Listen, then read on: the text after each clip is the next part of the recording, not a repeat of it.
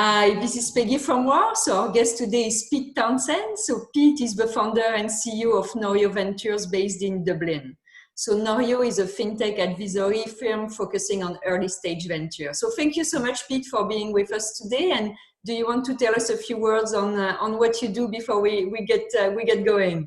Awesome. Yeah. Thanks so much for having me here, Peggy. This is great to connect. Like you said, over 6,000 kilometers away, but it feels like we're right next door. So even the coffee is good, which is brilliant. Because, well, I made it myself. I'm sure yours is just as good as well. Good But tea yeah, time. exactly. As you mentioned, I'm the founder and CEO of Norio Ventures. Norio Ventures is my business. I set it up here in Ireland 4 years ago. Coming on 4 years on the 10th November. It will have been incorporated for 4 years. And I set it up with a vision to build a venture capital business. But as you can imagine, setting up a venture capital business in Ireland in the year 2016 in a small country of 5 million people with a small-ish deal flow potential is difficult and challenging. And what I set out to do was to more or less back myself into the venture community by working directly with startups, almost in the same way that a venture capital firm will assign their partners or take the lead partner on the deal. And after the investment, they will work with them to maximize their value and to help them and do what they can to increase their odds of success. And that's basically what I do. And because my passion is in fintech, my passion is in those that are enabling the financial markets, the capital markets to become digital. That's where I play. But naturally, where it carries over because of just the changes that are required to the working world with digital transformation is in things like B2B SaaS, right? Reg tech as well, because it's a key critical component of where it's all going. Okay. So I work with founders and with the teams of mainly fintech companies that are early stage, but also then contribute all that last 4 years that I've spent in the digital world of finance to the combined with the first 21 years of my career that was in what we call the traditional financial markets. And I also deliver that to from a corporate consulting perspective. Thank you so much. So you're going to give us great insight. So let's start with the first question. So from your perspective, what would be some of the lasting impacts of COVID on the financial services industry? Well, I think the first one is get right down to, the basic elements of working, right? And that, things like Zoom that we're talking on right now, Microsoft Teams kind of came out of nowhere. I was watching closely how Slack was evolving alongside Microsoft Teams. Slack was mainly a startup geared tool, but they were doing a lot on the enterprise side. I've described Slack to many of my old friends in the traditional financial markets as the email killer, right? And you can integrate it with so many different applications that, well, most corporates don't use. They're using their whole Microsoft suite. And it's really makes your business run quite efficiently. Like I said, went a little bit into the enterprise market, but Teams kind of really came out of nowhere over the last 6 months, Microsoft Teams. And that is just the beginnings really of digital transformation. You can't say you install Teams on everybody's desktop and you become a fully digital company. It's just that it enables a different way of working, right? Yeah. And you've got, now that Teams has video chat as well, I'm working with a startup that actually do use Teams, QBQ here in Dublin, and I see how efficient it makes them. And it's so much more integrated across the Microsoft suite than Slack could ever be. I'd say it's, that is just an indicator of the fact that people at the corporate level now are more willing to work remotely, work digitally. I think that's the first element of it. The second element of it, the longer lasting impacts of this, I think it's still too early to be seen, honestly. But, well before COVID, there was a rising wave of digital finance that had been coming. Has COVID accelerated that in terms of the capital markets becoming more digital, leveraging technologies such as distributed ledger technology, artificial intelligence, any emerging technology, hype buzzword that you could possibly imagine. But those things were coming. Just to ask myself that question again, did COVID accelerate that? A little bit. because it opened people's eyes to the possibilities. But at the corporate level, a lot of this has been, can we keep our heads above water? Can we keep moving? Can we keep all of our clients happy? Can we keep all of our teams safe? All of our day-to-day business running has been the first question. But I have seen, if there were early adopters in the corporate world that were moving digital before COVID, they're still moving strongly in that direction. Okay. And in terms of regulations, policies, do you see, and again, you're based in Ireland, so that's nice, it's a different perspective, and here in North America, do you see new policies or regulations being put in place in the context of COVID or post-pandemic in order to enable this more digital world? Yeah, I'd say again, it was coming before COVID, the regulation around cryptocurrency service providers. Everyone says you can't regulate technology, and you can only really regulate the use of it. So it's hard to say, can you regulate distributed ledger technology? No. Can you declare that a smart contract, which is enabled by distributed ledger technology, is something that is legally enforceable? Yes. Well, a lawyer can say that, right? And they can do all their digging, and as well as, is a digital asset or a cryptocurrency, can that be considered property, right? And both, the answers to both of those questions were yes, coming out of a UK legal opinion at end of Q3, beginning of Q4 last year that came to market. I've been watching closely how the European regulation is unfolding in terms of virtual asset service providers, the 5th anti-money laundering directive, now even the 6th anti-money laundering directive coming, are looking at those things. But I think taking a step back and saying what's really going to move the market here in terms of hearts and minds when it comes to digital assets, I think that's going to be central bank digital currency. And that's not going to be an overnight thing. That won't be something that we'll see coming to market, in earnest, really, for the next few years. But if you look at the context of how cryptocurrency came to market at the retail level, right? That was in consumers' hands first. Now institutions are very interested in it as a speculative asset, in the same way that they're interested in pork bellies and wheat futures, right? And we won't get into the whole commodity debate around this.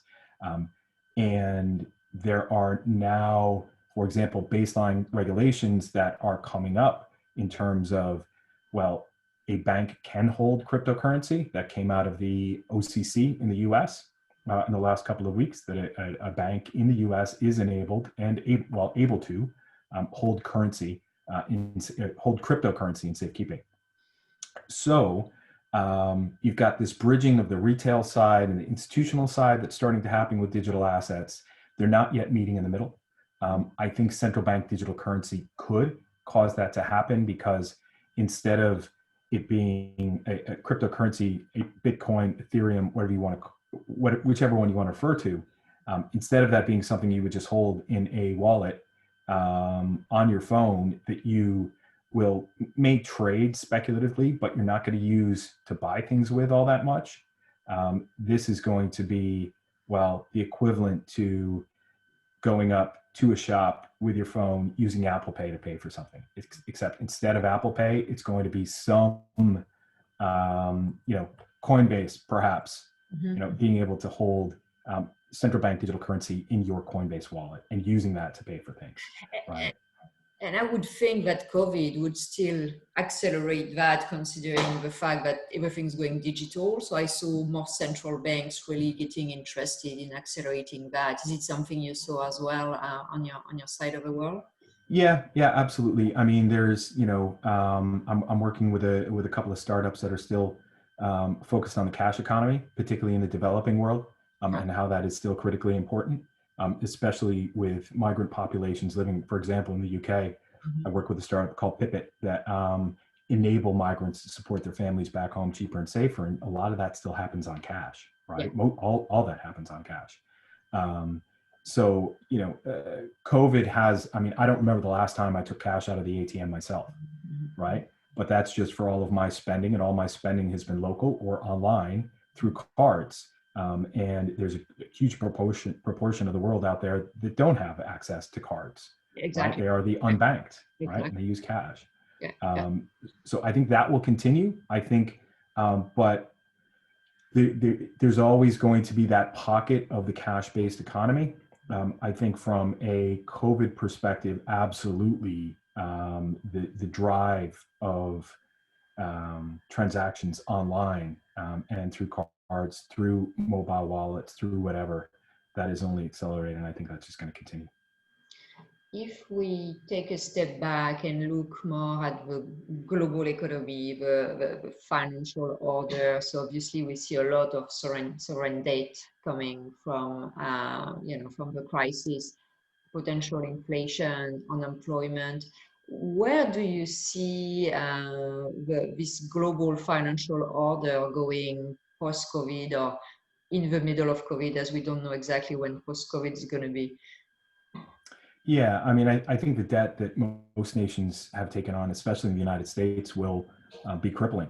It's just that we're not feeling that right now, right? We're going to feel it in a few years' time.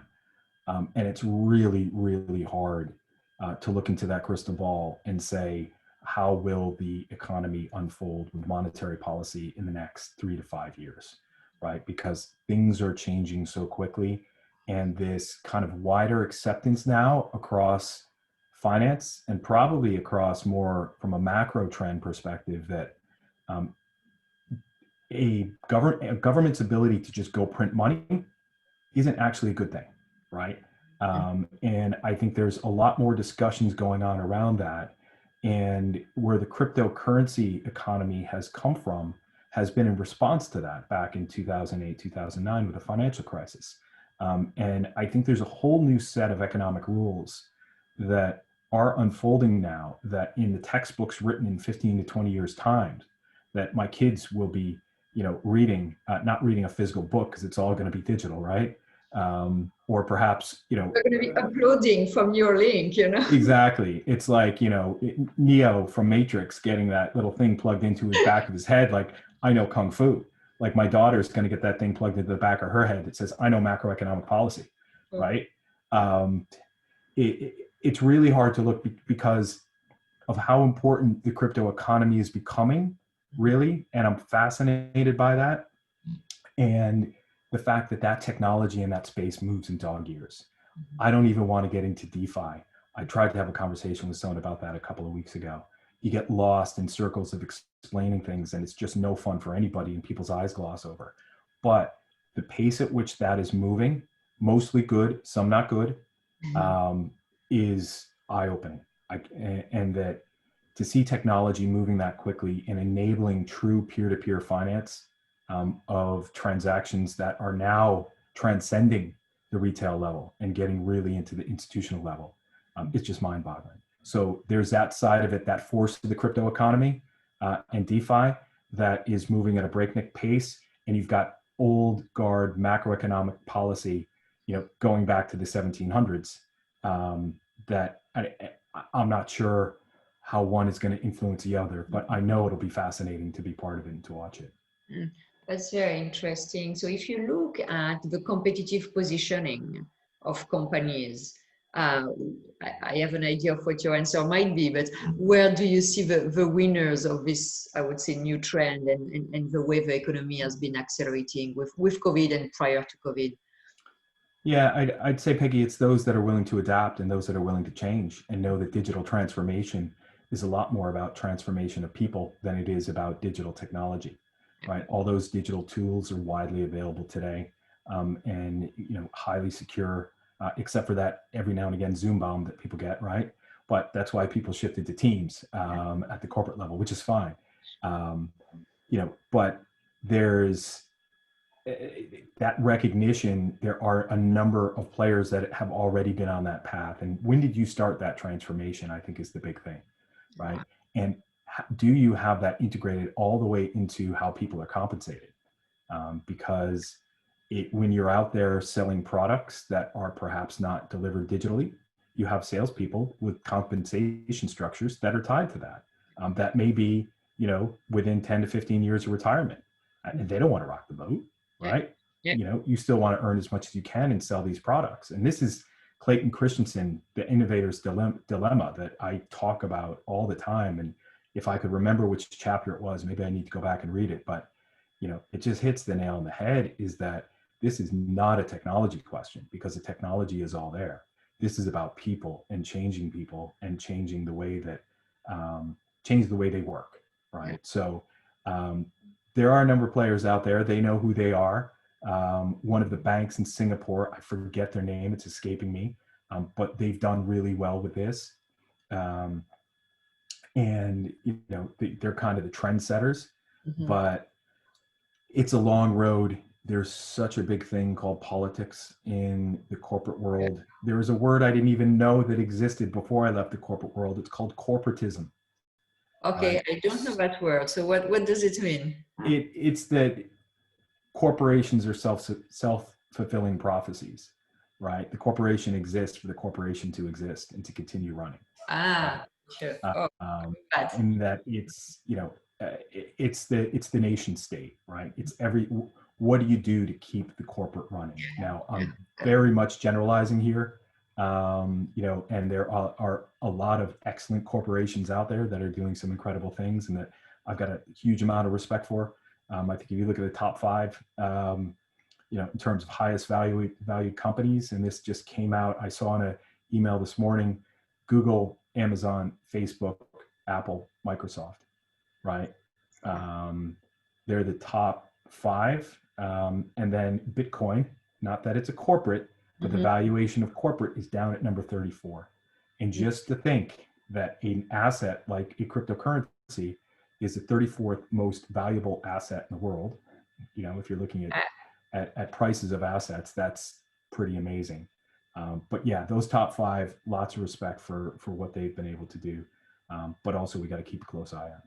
Yeah, and that's interesting to see this digital transformation, which has been ongoing for literally 15 years already.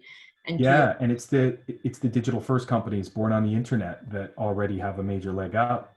And as we move ahead with the digitalization of the capital markets, it's not going to be the understanding of the old school financial transaction and how that worked that's going to be important.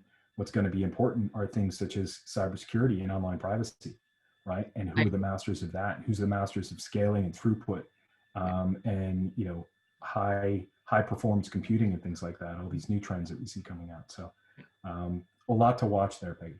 Well, thank you so much, Pete, for taking the time to share your thoughts on the new normal in financial services, and for your perspective that's very differentiated. So thank you so much for your insights today.